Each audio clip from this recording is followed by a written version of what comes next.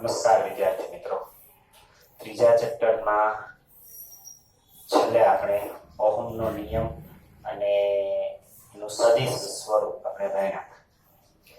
ત્રીજા ચેપ્ટરનો આપણો આ બીજો લેક્ચર છે. ઓહમના નિયમ, એના સદિશ સ્વરૂપ, એના ત્યાર પછીનો ટોપિક છે ઇલેક્ટ્રોનનો ડ્રિફ્ટ વેગ અથવા ઇલેક્ટ્રોનની ડ્રિફ્ટ ઝડપ. ગયા લેક્ચરમાં આપણે સુવાહકોમાં વિદ્યુત પ્રવાહ આપણે ભણ્યા હતા. કોઈ પણ ધાત્વિક સુવાહક, એના પરમાણુ છેલ્લી કક્ષામાં 1, 2 કે 3 વેલેન્સ ઇલેક્ટ્રોન ધરાવતા હોય છે. ઓરડાના તાપમાને આ વેલેન્સ ઇલેક્ટ્રોન પોતાના પરમાણુમાંથી મુક્ત થાય છે. જે પરમાણુમાંથી મુક્ત થાય એને પિતૃ પરમાણુ કહેવાય. એટલે કે પિતૃ પરમાણુને છોડી અને ચાલ્યા છે. આવા ઇલેક્ટ્રોન મુક્ત ઇલેક્ટ્રોન હોય અને આવા મુક્ત ઇલેક્ટ્રોન વાહકમાં સતત અસ્તવ્યસ્ત ગતિ કરતા હોય. ઇલેક્ટ્રોન મુક્ત કર્યા પછી બાકી રહેલો પરમાણુનો ભાગ કે જેને ઇલેક્ટ્રોન ગુમાવી દીધો છે તે ધન આયન તરીકે વર્તે છે. આવા ધન આયનો લેટિસ બિંદુઓ પર પરમાણુમાં નિશ્ચિત સ્થાને ફિક્સ હોય. એ ધન આયન પોતાનું સ્થાન છોડીને સામાન્ય સ્થિતિમાં જઈ શકતો નથી.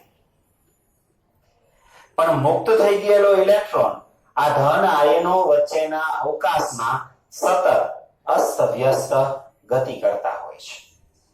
આવા કોઈ એક ઇલેક્ટ્રોનનો આપણે ગતિપથ વિચારીએ તો આવો હોય અસ્તવ્યસ્ત. સમજો કે ઇલેક્ટ્રોન અહીંયાથી ગતિ કરતા કરતા આમ જાય. આયનો વચ્ચેના અવકાશમાં ગતિ કરતા કરતા કોઈ ધન આયન સાથે ઇલેક્ટ્રોન અથડાય એટલે ગતિની દિશા બદલાઈ જાય. તેથી થોડા સમય પછી સમજો કે આમ ગતિ કરશે, વળી ધારો કે અથડામણ થાય, આમ ગતિ કરે, વળી થોડાક સમય પછી ધારો કે આમ ગતિ કરે, વળી અથડાય ને અહીંયા આમ ગતિ કરે. આમ ઇલેક્ટ્રોન એથી અથડાતા કૂટાતા આયનો વચ્ચેના અવકાશમાં અથડાતા કૂટાતા એથી સમજો કે બી સુધી પહોંચે છે. ધન આયનો વચ્ચેના અવકાશમાં ઇલેક્ટ્રોન સતત આવી અસ્તવ્યસ્ત ગતિ કરતા હોય. અહીંયા એક ધન આયન, અહીંયા આ રીતે આમ ધન આયનો હોય અને ઈ ધન આયનો વચ્ચેના અવકાશમાં આ મુક્ત ધાતુઓનો મુક્ત થઈ ગયેલો ઇલેક્ટ્રોન છે ને સતત અસ્તવ્યસ્ત ગતિ કરતો હોય. ધાતુને છોડીને નથી જતો પણ એની અંદર સતત અસ્તવ્યસ્ત ગતિ કરતો હોય. આવા એક ઇલેક્ટ્રોનનો ગતિપથ અહીંયા દર્શાવ્યો છે. આવા તો અને આવો આકાર ગમે તે હોઈ શકે. આડેધડ સતત અસ્તવ્યસ્ત ઇલેક્ટ્રોન ગતિ કરતા હોય. આવા તો પુષ્કળ સંખ્યાના ઇલેક્ટ્રોન, નાનકડા એવા ધાતુના ટુકડા પાસે પુષ્કળ સંખ્યાના ઇલેક્ટ્રોન હોય છે. તેથી ઘણા બધા ઇલેક્ટ્રોન અસ્તવ્યસ્ત સતત ગતિ કરતા હોય તો સામાન્ય સ્થિતિમાં વાહકમાં જ્યારે બાહ્ય વિદ્યુત ક્ષેત્ર લાગુ પાડેલું ન હોય, વાહકમાં બાહ્ય વિદ્યુત ક્ષેત્ર ગેરહાજર હોય ત્યારે જે કંઈ પણ ઇલેક્ટ્રોન સતત અસ્તવ્યસ્ત ગતિ કરતા હોય એ બધા જ ઇલેક્ટ્રોનના વેગનું સરેરાશ મૂલ્ય શૂન્ય હોય છે. સમજો કે પહેલો ઇલેક્ટ્રોન v1 વેગ, બીજો v2 વેગ, ત્રીજો v3 વેગ, ચોથો vn, આવા ઘણા બધા n ઇલેક્ટ્રોન છે તો બધાના વેગનો સરવાળો ભાગ્યા એની સંખ્યા એટલે સરેરાશ વેગ. આ સરેરાશ વેગ શૂન્ય હોય છે. સામાન્ય રીતે આનું કારણ એવું છે કે કોઈ વાહક છે એના કોઈ પણ જગ્યાએ એક આડછેદ પસંદ કરીએ તો આડછેદમાં આપેલા સમયગાળામાં જેટલા ઇલેક્ટ્રોન ડાબી બાજુથી જમણી બાજુ જતા હોય એટલા જ ઇલેક્ટ્રોન જમણી તરફથી ડાબી તરફ સરેરાશ રીતે એટલા જ સમયગાળામાં જતા હોય તો પસાર થતો ચોખ્ખો વિદ્યુત ભાર શૂન્ય થાય. એટલે પ્રવાહ વહેતો હોતો નથી. તેથી સામાન્ય સ્થિતિમાં બાહ્ય ક્ષેત્રની ગેરહાજરી હોય ત્યારે બધા જ ઇલેક્ટ્રોનના વેગનું સરેરાશ મૂલ્ય શૂન્ય હોય છે. બધા જ ઇલેક્ટ્રોનના વેગનું સરેરાશ મૂલ્ય આમ દર્શાવું vi, જ્યાં સિગ્મા i બરાબર 1 થી n, vi જ્યાં i બરાબર 1 થી n સિગ્મા એટલે કે v1 + v2 + v3 vn બધાના વેગનો સરવાળો. એને n વડે ભાગીએ તો આગળ લખી નાખીએ 1/n બરાબર 0. આ શું દર્શાવે છે? સરેરાશ વેગ.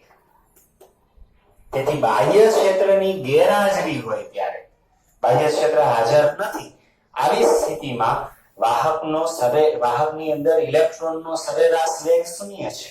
જો ઇલેક્ટ્રોનનો સરેરાશ વેગ શૂન્ય હોય તો વાહકના કોઈ પણ આડછેદ પાસેથી, સમજો કે આવો કોઈક વાહક હોય, બરાબર, આ વાહકના આ આડછેદ પાસેથી વિદ્યુતભારનો ચોખ્ખો જથ્થો જ શૂન્ય હોય તો વિદ્યુત પ્રવાહ વહે નહીં. તેથી વાહકમાંથી પ્રવાહ બાહ્ય ક્ષેત્ર ગેરહાજર હોય ત્યારે વહેતો નથી. ઇલેક્ટ્રોન છે, વીજભાર ધરાવે છે, એ ગતિ કરે છે, પરંતુ સરેરાશ વેગ શૂન્ય હોવાના કારણે આ આડછેદ પાસેથી પસાર થતો વિદ્યુતભારનો ચોખ્ખો જથ્થો Q શૂન્ય હોય તો પ્રવાહ કેવો મળે? શૂન્ય મળે. તેથી આવી સ્થિતિમાં વાહકના આડછેદમાં પ્રવાહ વહેતો નથી. હવે જ્યારે વાહકના બે છેડા વચ્ચે વિદ્યુત ક્ષેત્ર લાગુ પાડીએ, વાહકમાં વિદ્યુત ક્ષેત્ર લાગુ પાડતા વાહકમાં જ્યારે બાહ્ય વિદ્યુત ક્ષેત્ર લાગુ પાડીએ ને ત્યારે વિદ્યુત ક્ષેત્રની અસર હેઠળ ઇલેક્ટ્રોન ઉપર બળ લાગશે. બાહ્ય વિદ્યુત ક્ષેત્ર ધારો કે કેપિટલ E જેટલું છે તો ઇલેક્ટ્રોન ઉપર લાગતું બળ F = QE સૂત્ર મુજબ ઇલેક્ટ્રોન ઉપર F = -e કેપિટલ E આટલું બળ લાગશે. ઋણ દિશાની દર્શાવે છે કે ઇલેક્ટ્રોનનો ઋણ વીજભાર છે અને ઋણ વિદ્યુતભારિત ઇલેક્ટ્રોન ઉપર લાગતું વિદ્યુત બળ એ વિદ્યુત ક્ષેત્રની વિરુદ્ધ દિશામાં હોય છે. બરાબર. તેથી ઇલેક્ટ્રોન જો બાહ્ય વિદ્યુત ક્ષેત્રમાં ધાતુમાં જે મુક્ત ઇલેક્ટ્રોન હશે એ મુક્ત ઇલેક્ટ્રોન એક વધારાનું વિદ્યુત ક્ષેત્રના કારણે બળ અનુભવશે. આ બળના કારણે એનો પ્રવેગ મેળવવો હોય તો ન્યૂટનના ગતિના બીજા નિયમ મુજબ F = ma વડે દર્શાવો તો ma = -e કેપિટલ E. તેથી પ્રવેગ a - -e કેપિટલ E ના છેદમાં m. આ પ્રવેગ વિદ્યુત ક્ષેત્રની વિરુદ્ધ દિશામાં આ પ્રવેગ હોય છે. અહીં વિદ્યુત ક્ષેત્ર E અને m અચળ છે, એટલે કે ઇલેક્ટ્રોન અચળ પ્રવેગથી ગતિ કરશે. આ પ્રવેગ કેવો હશે? અચળ હશે. વિદ્યુત ક્ષેત્રની વિરુદ્ધ દિશામાં ઇલેક્ટ્રોન એક અચળ પ્રવેગ ધરાવશે. આ પ્રવેગના કારણે, આ બળના કારણે જે બાહ્ય ક્ષેત્રની ગેરહાજરીમાં જે ઇલેક્ટ્રોન A થી B પર પહોંચતો હતો, પણ હવે વિદ્યુત ક્ષેત્રના કારણે, સમજો કે આ દિશામાં વિદ્યુત ક્ષેત્ર E લગાડેલું છે તો ઇલેક્ટ્રોન ઉપર આમ બળ લાગશે તો ઇલેક્ટ્રોન અહીંયાથી જ પહેલા અહીંયા પહોંચતો તો એની જગ્યાએ આમ અહીંયા પહોંચશે. જે ઇલેક્ટ્રોન અહીંયાથી અહીંયા પહોંચતો તો એની જગ્યાએ આમ થોડો આગળ પહોંચશે. સમજાય છે? એટલે કહેવાનો અર્થ કે ઇલેક્ટ્રોન છે જે પહેલા A થી B પર આપેલ સમયગાળામાં પહોંચતો તો વિદ્યુત ક્ષેત્રની ગેરહાજરીમાં જે ઇલેક્ટ્રોન A થી B પર આપેલ સમયગાળામાં પહોંચતો તો હવે એ જ ઇલેક્ટ્રોન બાહ્ય વિદ્યુત ક્ષેત્રની હાજરીમાં A થી B સુધી પહોંચવાની જગ્યાએ A થી B' સુધી પહોંચે છે. તેથી B થી B' જેટલું અસરકારક સ્થાનાંતર કરશે. તેથી અહીં B' એ અસરકારક સ્થાનાંતર છે અને આ અસરકારક સ્થાનાંતરને અનુરૂપ વેગને ડ્રિફ્ટ વેગ કહેવાય. ઇલેક્ટ્રોનના બાહ્ય વિદ્યુત ક્ષેત્રની હાજરીના કારણે એક ડ્રિફ્ટ મળે, એટલે કે ઘસડાય. ઇલેક્ટ્રોન જ્યાં પહોંચવાનો હોય એની જગ્યાએ અન્ય સ્થાને પહોંચાય તો કંઈક વધારાનું અસરકારક સ્થાનાંતર મળે. આ અસરકારક સ્થાનાંતરને અનુરૂપ વેગને ડ્રિફ્ટ વેગ અથવા ઝડપને ડ્રિફ્ટ ઝડપ કહે છે. ઇલેક્ટ્રોન જ્યારે આમ સતત અસ્તવ્યસ્ત ગતિ કરતો હોય ત્યારે બે અથડામણ વચ્ચે એક સમયગાળો હોય. આ સમયગાળાને અલગ અલગ વખતે અલગ અલગ સમયગાળો હોય, પણ બધા જ સમયગાળાનો સરેરાશ મૂલ્યને રિલેક્સેશન સમય કહેવાય. ઇલેક્ટ્રોનની આયનો સાથેની બે ક્રમિક અથડામણ વચ્ચેના સરેરાશ સમયગાળાને રિલેક્સેશન સમય કહે છે. રિલેક્સેશન સમય કહે છે, જેને સંકેતમાં ટો વડે દર્શાવવામાં આવે. રિલેક્સેશન સમય ટો. ઇલેક્ટ્રોન અહીંયાથી એક અથડામણ કરીને અહીંયા પછી અથડાય તો આ સમયગાળો એક હશે, પછી આ બીજો સમયગાળો, આ ત્રીજો, આ ચોથો, આ પાંચમો. અમુક સમયગાળામાં જેટલી અથડામણ થાય એ અથડામણ, એક અથડામણથી બીજી અથડામણ વચ્ચે જે સમય લાગે એ બધા જ સમયના સરેરાશ મૂલ્યને ઇલેક્ટ્રોનની આયનો સાથેની બે ક્રમિક અથડામણ, એક અથડામણ થઈ પછી પ્રવેગિત ગતિ કરે, બીજી અથડામણ થાય, એ વચ્ચેનો જે સરેરાશ સમયગાળો હશે. કારણ કે બધી જ વખતે બધા જ ઇલેક્ટ્રોનને અલગ અલગ સમયગાળો હોય, વધતો ઓછો, પ્લસ માઇનસ થોડો ફેરફાર હોય, તો બધા ઇલેક્ટ્રોનના આ બે આયનો વચ્ચે જે સમયગાળો પસાર થાય એના સરેરાશ મૂલ્યને રિલેક્સેશન સમય કહે છે, જેને સંકેતમાં ટો વડે દર્શાવાય. બે આયનો, બે ક્રમિક અથડામણ વચ્ચે, એટલે કે આયનો સાથેની અથડામણ વચ્ચે જ્યારે ઇલેક્ટ્રોન ગતિ કરે છે ત્યારે ઇલેક્ટ્રોન આટલું બળ અનુભવે છે. આ પ્રવેગથી ગતિ કરે છે અને આ પ્રવેગ અચળ છે. તો અચળ પ્રવેગી ગતિ માટે v બરાબર v0 at આ સૂત્રનો ઉપયોગ કરી અને t સમયે સરેરાશ વેગ મેળવી શકાય. સમજો કે આ સમીકરણને સરેરાશ લાગુ પાડીએ તો આ સરેરાશ વેગ, આ v0 સરેરાશ વેગ, આ સરેરાશ પ્રવેગ અને આ સરેરાશ સમયગાળો. તો બે આયનો વચ્ચેની બે ક્રમિક અથડામણ વચ્ચેના સમયગાળા દરમિયાન જે સરેરાશ વેગ મળે એ સરેરાશ વેગ કેટલો મળે? તો કે પ્રારંભમાં v0, શરૂઆતનો સરેરાશ વેગ તો 0 છે.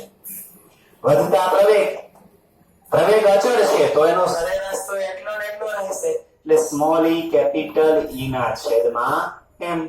અને સરેરાશ સમયગાળો, એક અથડામણથી બીજી અથડામણ થાય વચ્ચેનો સમય અને એનું સરેરાશ મૂલ્ય, તો રિલેક્સેશન સમય ટો છે.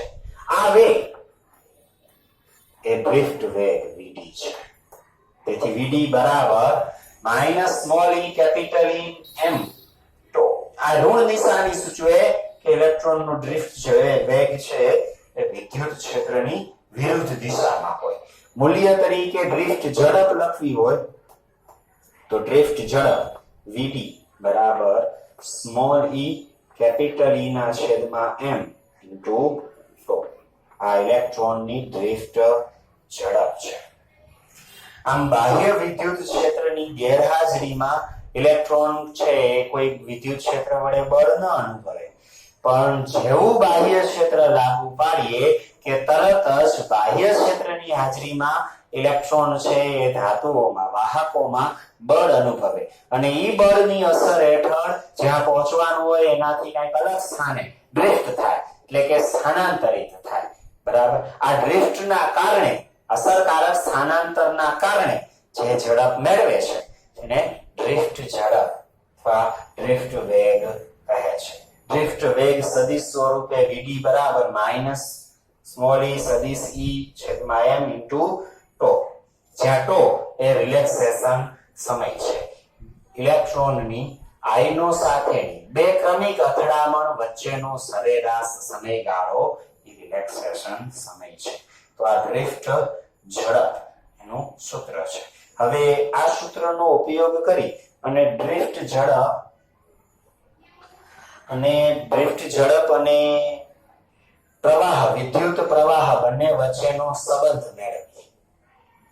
ડ્રિફ્ટ ઝડપ અને વિદ્યુત પ્રવાહ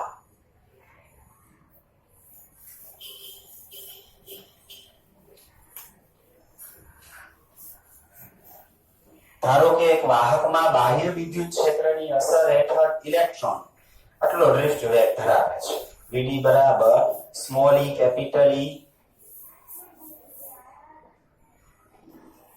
છેદમાં m ઇન્ટુ ટો બરાબર આટલા ડ્રિફ્ટ ઝડપથી કોઈ ઇલેક્ટ્રોન છે એ બાહ્ય વિદ્યુત ક્ષેત્રની અસર હેઠળ આટલો ડ્રિફ્ટ વેગ અથવા ડ્રિફ્ટ ઝડપ ધરાવે છે તો આ ડ્રિફ્ટ ઝડપ અથવા ડ્રિફ્ટ વેગ અને વિદ્યુત પ્રવાહ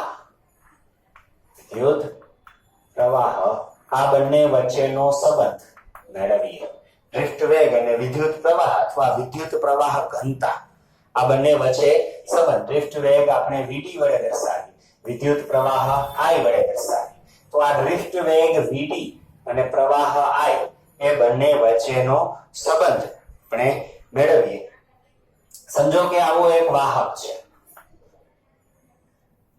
વાહકમાં ઇલેક્ટ્રોન આટલી ઝડપથી vd બરાબર સ્મોલ e કેપિટલ E ના છેદમાં m ઇન્ટુ ટો આટલી ડ્રિફ્ટ ઝડપથી બાહ્ય વિદ્યુત ક્ષેત્રની અસર હેઠળ ગતિ કરે છે સમજો કે આ તરફ બાહ્ય વિદ્યુત ક્ષેત્ર લાગુ પાડેલું હોય તો ઇલેક્ટ્રોન છે એ આ દિશામાં ડ્રિફ્ટ વેગ ધરાવે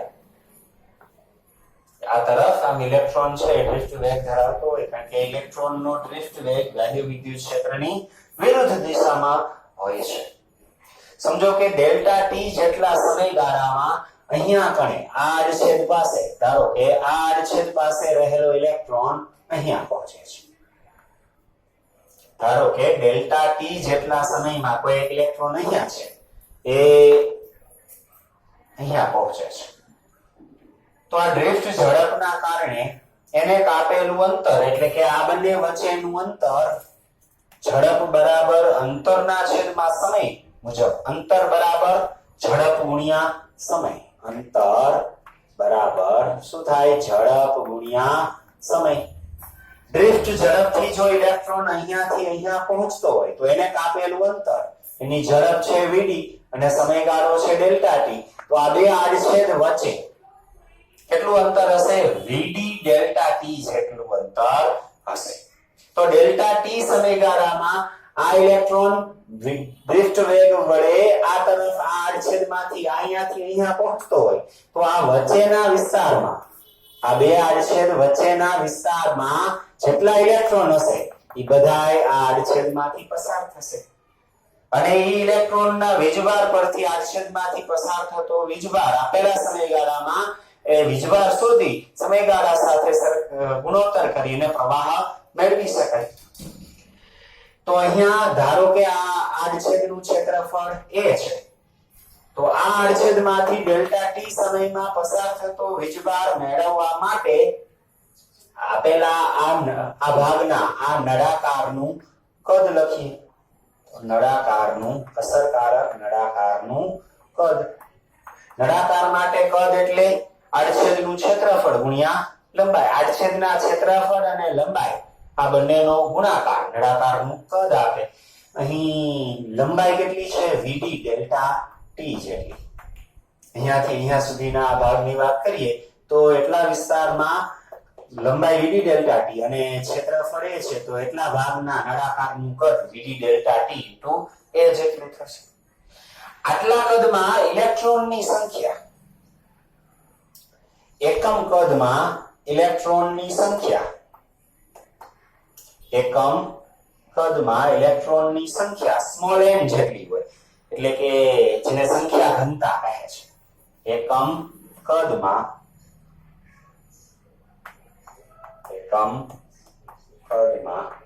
ઇલેક્ટ્રોનની સંખ્યા સ્મોલ n જેને શું કહેવાય સંખ્યા ઘનતા કહે છે ઇલેક્ટ્રોનની સંખ્યા ઘનતા ધારો કે આ વાહકમાં એકમ કદમાં ઇલેક્ટ્રોનની સંખ્યા સ્મોલ n છે તો આટલા કદમાં એટલે કે vd a ડેલ્ટા ટી આ કદમાં ઇલેક્ટ્રોનની સંખ્યા કેટલી તેથી કદમાં ઇલેક્ટ્રોનની સંખ્યા કે જે આ આડછેદમાંથી પસાર થશે કારણ કે આ ઇલેક્ટ્રોન જો અહીંયાથી vd ઝડપ વડે અહીંયા પહોંચી જતો હોય તો બાકી વચ્ચે રહેલા બધા ઇલેક્ટ્રોન આમાંથી પસાર થઈ જતા હશે તેથી આ આડછેદમાંથી ડેલ્ટા ટી સમયગાળામાં પસાર થતા ઇલેક્ટ્રોનની સંખ્યા NVD એ ડેલ્ટા ટી આટલા ઇલેક્ટ્રોન પસાર થતા હશે. એક ઇલેક્ટ્રોનનો વીજભાર E તો આટલા ઇલેક્ટ્રોનનો વીજભાર આ સંખ્યા ગુણ્યા E. તેથી વિદ્યુતભાર આડછેદમાંથી ડેલ્ટા ટી સમયમાં પસાર થતો વિદ્યુતભાર ડેલ્ટા Q વડે દર્શાવો તો ડેલ્ટા Q બરાબર NVD એ ડેલ્ટા ટી અને એને ગુણ્યા E. કારણ કે એક ઇલેક્ટ્રોનનો વીજભાર E તો આટલા ઇલેક્ટ્રોનનો વીજભાર આટલી સંખ્યા એને ગુણ્યા E. આટલા વીજભાર ડેલ્ટા ટી સમયગાળામાં આ આડછેદમાંથી પસાર થતો હશે. બરાબર? તો આ ડેલ્ટા ટી ને આ બાજુ લઈ લે તો ડેલ્ટા Q ના છેદમાં ડેલ્ટા ટી બરાબર N E A V D. Delta Q ના છેદમાં ડેલ્ટા ટી એટલે વીજભારના છેદમાં સમયગાળો. એકમ સમયમાં આડછેદમાંથી પસાર થતો વિદ્યુતભારનો જથ્થો વિદ્યુત પ્રવાહ આપે. આપણને ખબર છે કે આ સમયગાળો જો સૂક્ષ્મ હોય તો નિશ્ચિત સમયે વિદ્યુત પ્રવાહ આપે અથવા ડેલ્ટા ટી સમયગાળામાં આડછેદમાંથી પસાર થતા વિદ્યુતભાર અને સમયગાળાનો ગુણોત્તર એ સરેરાશ વિદ્યુત પ્રવાહ આપે. તેથી વાહકમાંથી વહેતો વિદ્યુત પ્રવાહ જો I હોય તો I બરાબર NEAVD. આ વિદ્યુત પ્રવાહ અને ડ્રિફ્ટ વેગ બંને વચ્ચેનો સંબંધ છે. હકીકતમાં આ ઇલેક્ટ્રોન માટે આપણે મેળવો છે, પણ કોઈક Q વીજભાર વાહક ધરાવતા વાહક માટે Q વિદ્યુતભાર વાહક ધરાવતા વાહક માટે આ સંબંધ આમ પણ લખી શકાય I બરાબર NQAVD. જ્યાં N સંખ્યા ઘનતા વિદ્યુતભારની, Q કે જે વાહક છે એનો વિદ્યુતભાર. દરેકમાં વાહક ઇલેક્ટ્રોન જ હોય એવું જરૂર નથી, ધાતુઓમાં તો ઇલેક્ટ્રોન જ છે. પણ અન્ય કેટલાક પદાર્થો માટે આ ડ્રિફ્ટ ઝડપની વાત કરતા હોય તો પ્રવાહ I બરાબર N એકમ કદમાં વિદ્યુતભાર વાહકોની સંખ્યા ઘનતા, Q વીજભાર જે વાહક છે એનો વીજભાર, A ક્ષેત્રફળ અને VD ડ્રિફ્ટ ઝડપ છે. બરાબર? તેથી આ સંબંધને આમ પણ લખી શકાય. હવે આમાં આ A ને આ તરફ લઈ જાય તો I ના છેદમાં A બરાબર N E એ આ બાજુ વહી ગયા તો NeVD અથવા NQVD. ઇલેક્ટ્રોન માટે NeVD. તો I ના છેદમાં A એટલે વિદ્યુત પ્રવાહના છેદમાં ક્ષેત્રફળ. કાલે આપણે જોયું કે એકમ ક્ષેત્રફળ દીઠ પ્રવાહ એટલે વિદ્યુત પ્રવાહ ઘનતા, જેને સંકેતમાં J વડે દર્શાવે. તેથી વિદ્યુત પ્રવાહ ઘનતા J બરાબર NeVD. અહીં વિદ્યુત પ્રવાહ ઘનતા J અને ડ્રિફ્ટ ઝડપ VD ઇલેક્ટ્રોન માટે પરસ્પર વિરુદ્ધ દિશામાં હોય. ધન વીજભાર માટે એક જ દિશામાં હોય, ઋણ વીજભાર માટે પરસ્પર વિરુદ્ધ દિશામાં હોય. તેથી સદિશ સંબંધ તરીકે આમ પણ લખી શકાય J બરાબર N વિદ્યુતભાર વાહક Q to VD. આ વિદ્યુત પ્રવાહ અને ડ્રિફ્ટ ઝડપ વચ્ચેનો સંબંધ છે. આ વિદ્યુત પ્રવાહ ઘનતા અને ડ્રિફ્ટ ઝડપ વચ્ચે વેગ વચ્ચેનો સંબંધ છે. વિદ્યુત પ્રવાહ ઘનતા અને ડ્રિફ્ટ વેગ. બરાબર? એવો પ્રશ્ન પૂછાય કે વિદ્યુતભાર વાહકમાંથી વિદ્યુત પ્રવાહ વહેતો હોય તો એના માટે ડ્રિફ્ટ વેગ અને વિદ્યુત પ્રવાહ વચ્ચેનો સંબંધ તો અહીંયા સુધી, અને ડ્રિફ્ટ વેગ અને પ્રવાહ ઘનતા વચ્ચેનો સંબંધ પૂછે તો ડ્રિફ્ટ વેગ અને વિદ્યુત પ્રવાહ ઘનતા વચ્ચેનો સંબંધ છે બરાબર QVD છે. બરાબર? આની મદદ વડે અવરોધકતા કે વાહકતા એનું ઉદ્ગમ અથવા વાહકતાનું ઉદ્ગમ J બરાબર NeVD. વાહકમાંથી વહેતા બાહ્ય વિદ્યુત ક્ષેત્રની હાજરીમાં વાહકમાંથી પ્રવાહ વહે અને આ પ્રવાહની પ્રવાહ ઘનતા J હોય તો J બરાબર NeVD. જ્યાં J વિદ્યુત પ્રવાહ ઘનતા છે. સમીકરણ નંબર 1. J બરાબર ઓહમના નિયમનું સદિશ સ્વરૂપ આગળ આપણે ભણી ગયા. જે બરાબર છે આપણે જોયું હતું સિગ્મા E. જ્યાં E વિદ્યુત બાહ્ય લાગુ પાડેલું બાહ્ય વિદ્યુત ક્ષેત્ર છે.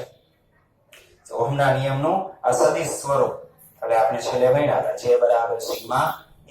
જે બરાબર એની વીડી વિદ્યુત પ્રવાહ ઘનતા અને જે બરાબર સિગ્મા E બંને સમીકરણને સરખાવીએ તો સિગ્મા E બરાબર NeVd. પરંતુ ડ્રિફ્ટ વેગ એટલે Vd બરાબર સ્મોલ e કેપિટલ E ના છેદમાં m ઇન્ટુ ટો. હમણાં આપણે ડ્રિફ્ટ ઝડપ Vd એનું સૂત્ર આગળના ટોપિકમાં આપણે મેળવ્યું. તો Vd ની આ કિંમત અહીંયા મૂકીએ તો સિગ્મા ઇન્ટુ E બરાબર NeVd એટલે સ્મોલ e કેપિટલ E ના છેદમાં m ઇન્ટુ ટો. બંને બાજુથી કેપિટલ E વિદ્યુત ક્ષેત્ર કેન્સલ થાય તો સિગ્મા બરાબર n E ગુણ્યા E એટલે E સ્ક્વેર ટો ના છેદમાં m. વાહકતા વાહકના દ્રવ્યની આ વાહકતા અથવા આનો વ્યસ્ત અવરોધકતા રો એટલે 1 સિગ્મા એટલે કે રો બરાબર m n E સ્ક્વેર ટો. રો બરાબર m n E સ્ક્વેર ટો. બરાબર. આ અવરોધકતા m એ જે તે વિદ્યુતભાર વાહક અહીં ઇલેક્ટ્રોન એનું દળ છે. n ઇલેક્ટ્રોનની સંખ્યા ઘનતા, E વીજભાર અને ટો બે ક્રમિક અથડામણ વચ્ચે સમયગાળો સરેરાશ સમયગાળો રિલેક્સેશન સમય ટો છે. બરાબર. તો અવરોધકતા રો બરાબર m n E સ્ક્વેર ટો. આ વાહકતા n E સ્ક્વેર ટો ના છેદમાં m અને અવરોધકતા m ના છેદમાં n E સ્ક્વેર ટો. આના આધારે આપણે ધાતુઓમાં અને વાહકોમાં અને અર્ધવાહકોમાં તાપમાન સાથે અવરોધકતા વાહકતા કે અવરોધ કેવી રીતે બદલાય છે તે કહી શકીએ. વાત કરીએ ધાતુઓની તો ધાતુમાં તાપમાન વધતા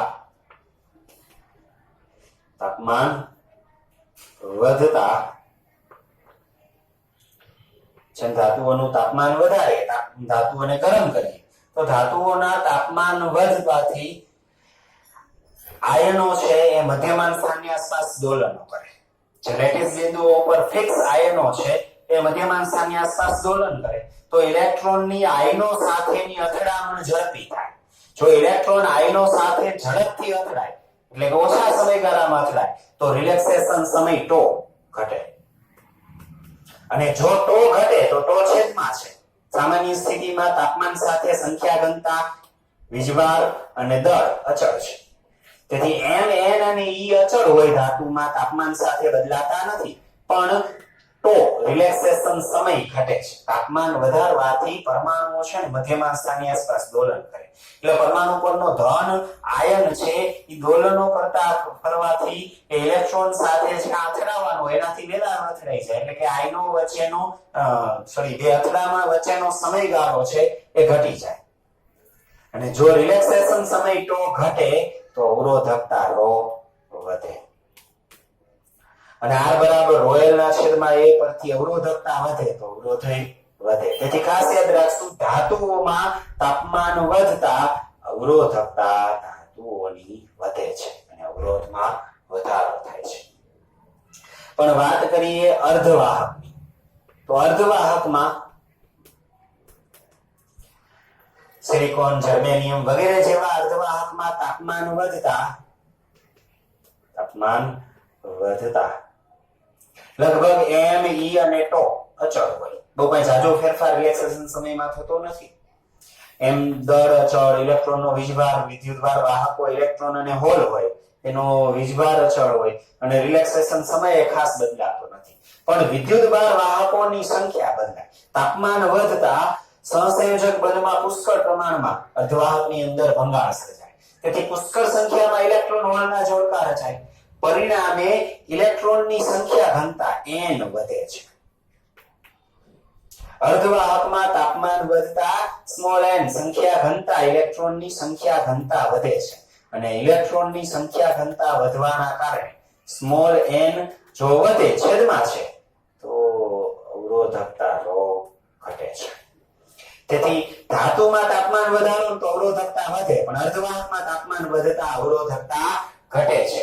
એટલે કે વિરુદ્ધ સ્થિતિ છે, તદ્દન વિરુદ્ધ. ધાતુઓમાં અને અર્ધવાહકોમાં ઉલટી પરિસ્થિતિ છે. તાપમાન સાથે અવરોધકતા ધાતુમાં વધે અને અર્ધવાહકમાં ઘટે. વાહકતા આનાથી ઉલટું. તો આ અવરોધકતાનું ઉદ્ગમ. બરાબર. ચલો ત્યાર પછી ટેક્સ્ટની અંદર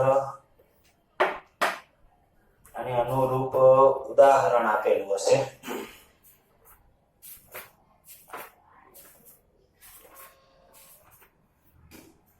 ઉદાહરણ નંબર 3.1. જુઓ, ઉદાહરણ 3.1 એની રકમ કંઈક આવી છે.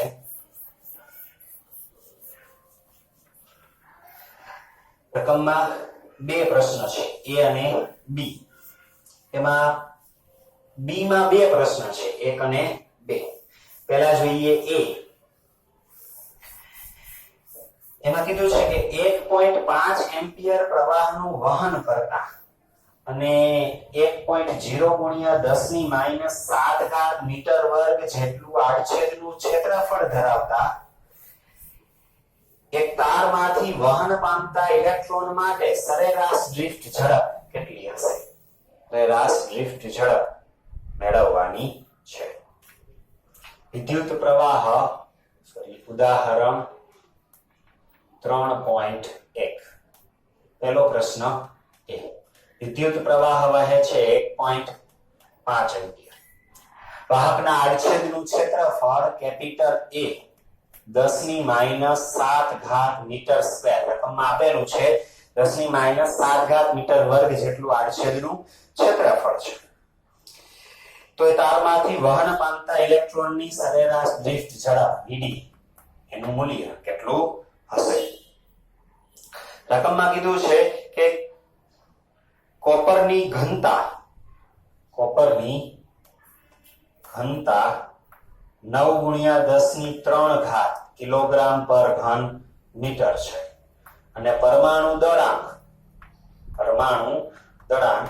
63.5 યુનિટ એટલે કે 63.5 ગ્રામ પર મોલ હશે. તો ડ્રિફ્ટ ઝડપ Vd મેળવવાની છે. I એ આપેલા છે. Vd મેળવવા સ્મોલ n સંખ્યા ઘનતા મેળવવી પડે. એકમ કદ દીઠ સંખ્યા ઘનતા મેળવવા માટે ઘનતા આપેલી છે. ઘનતા એટલે દળના છેદમાં કદ. તો એકમ કદ માટે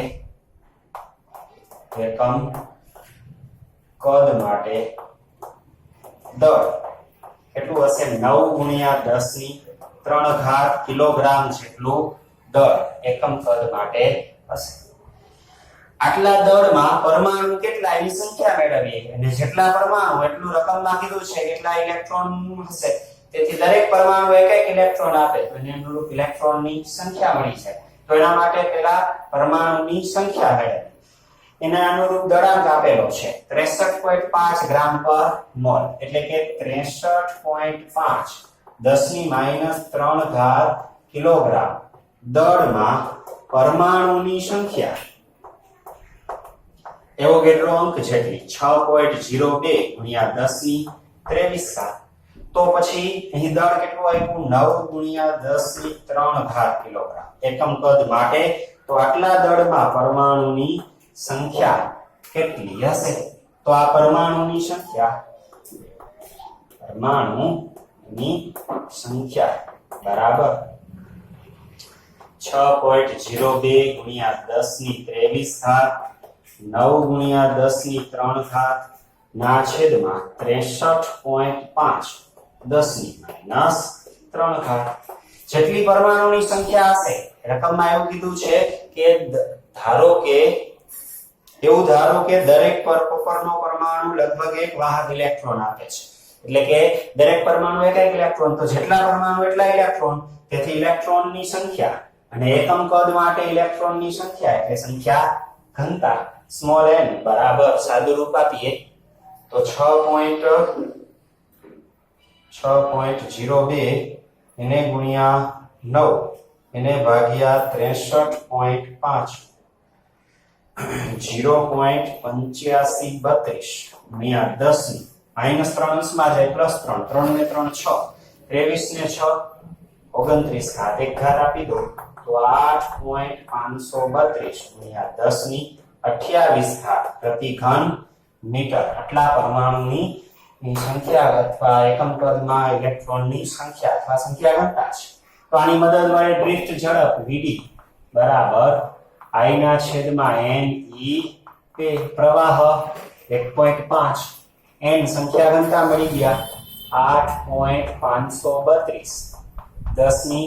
28 ઘાત e 1.6 10 ની માઈનસ 19 ઘાત અને એ ક્ષેત્રફળ રકમમાં કીધું છે 10 ની માઈનસ 7 ઘાત તેથી ડ્રિફ્ટ ઝડપ સાદુરૂપ આપીએ તો 1.5 એને ભાગ્યા 8.532 વળી એને ભાગ્યા 1.6 તો પરિણામ મળે છે 0.1098 ગુણ્યા 10 ની ઘાત -19 ને -7 એટલે -26 -26 ને 28 એટલે 28 -26 એટલે છેદમાં 2 ઘાત અંશમાં જાય તો -2 ઘાત તેથી ડ્રિફ્ટ વેગ vd બરાબર 1 પોઈન્ટ આશરે આ એક લઈ તો 1.1 10 ની -3 ઘાત મીટર પર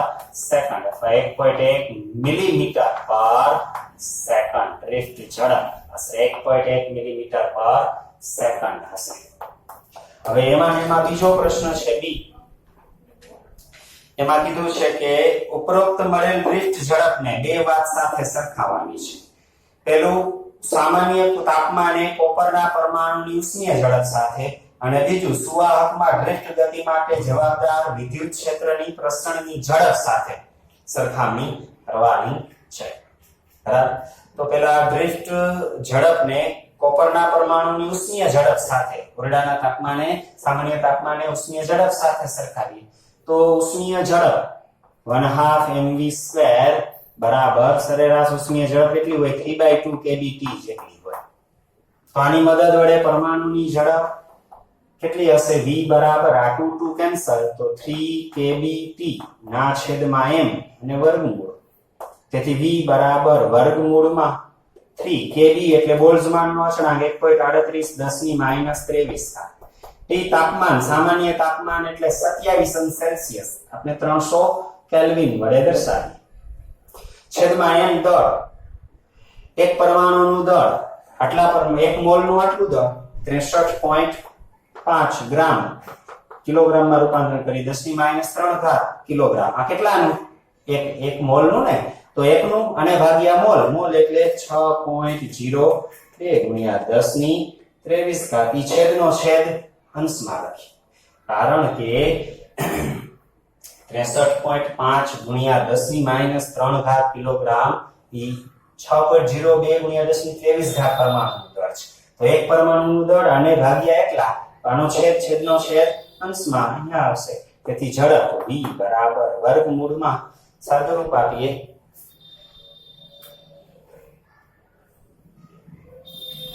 તો 3 એને ગુણ્યા 1.38 એને ગુણ્યા 300 એને ગુણ્યા 6.02 ભાગ્યા 63.5 તો પરિણામ મળે છે વર્ગમૂળમાં 117.74 ગુણ્યા ઘાત 10 ની +23 -23 કેન્સલ થઈ જાય -3 અંશમાં જાય એટલે +3 ઘાત બરાબર તો v બરાબર